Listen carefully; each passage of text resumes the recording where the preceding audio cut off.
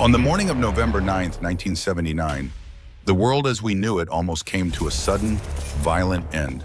Deep inside the Cheyenne Mountain bunker, the computers of the North American Aerospace Defense Command suddenly lit up with a catastrophic alert.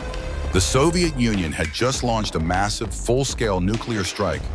The screen showed exactly 250 Soviet nuclear missiles heading directly for the United States. To the commanding officers, this was not a drill.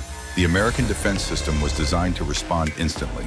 Panic erupted inside the command center as operators grabbed the red phones to alert the Pentagon. In 1979, the strategy of mutually assured destruction meant that the United States had less than 10 minutes to react.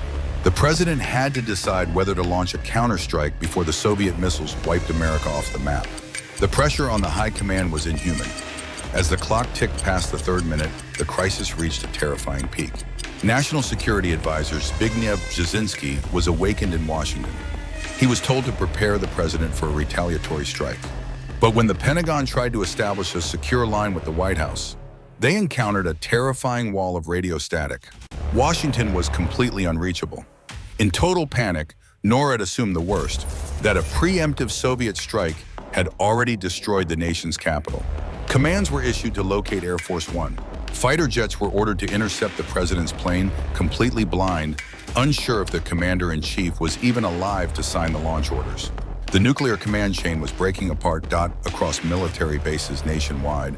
The status was raised to DEFCON 1. Sirens wailed through the cold morning air. Ground crews raced against the clock, removing safety pins from nuclear warheads. The pilots were running toward their aircraft, convinced that this was humanity's last day. Inside the cockpits of massive B-52 bombers, engines roared to life, filling the air with black exhaust smoke.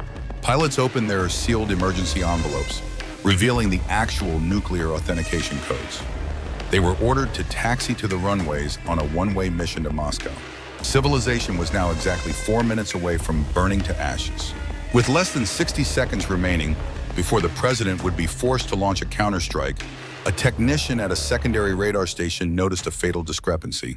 The early warning satellite defense networks on the frontiers showed absolutely nothing. The Soviet missile silos were completely quiet. They checked the mainframe computer and realized the horrific truth.